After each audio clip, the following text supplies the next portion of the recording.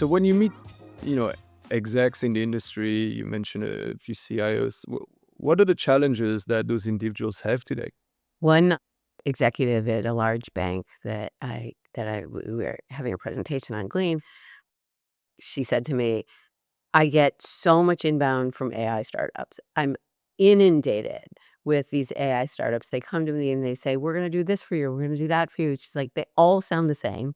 They're all saying the same thing. Like, how do I decide between them?" And so that's right now with the overwhelming every large company has an AI offering and says they do everything. So I think the biggest challenge is deciphering what's real. And so there's a pretty marketing slide or a pretty website that says, "We will save you this much," or "We will, like, we're going to be your automated, customer support rep or BDR." And then you talk to somebody else and you're like, "We tried it, but it didn't work and it had lots of issues, or it didn't have the ROI that it had." So I think that's the biggest challenge. It's not that there's a lack of products out there, it's that there are too many and a lot of them are really early.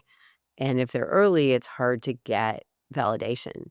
So what I told her and what I tell people is really what you need to do is talk to your peers. So there's a lot of forums right now of CIOs and CTOs and or whatever function talking with it as peer groups to discuss their AI tools.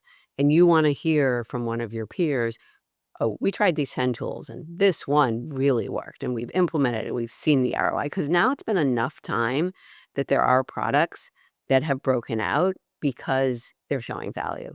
And so you want that proof. If you're like a large bank, you don't want to be like testing out like the first testers, the design partners for that. Maybe you have a like small team that's doing it. You can save that for like the more progressive, smaller companies to be the design partners. So now if you are one of those smaller companies, you wanna be a design partner, if you got a big problem you're trying to solve, that can actually so I know one not a small company, yeah, tech company that wanted to solve a problem and was a design partner to a startup with 4 people, and then that tool became almost part of their extension of their development team. And then they developed it together, and then the tool ended up doing well.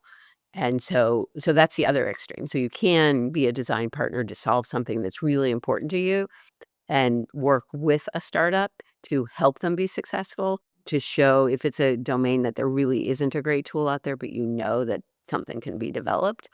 So those would be my 2 ends of the spectrum. Invest in it and really tie yourself to someone, or let other people do it and ask your peers and go with the tried and true.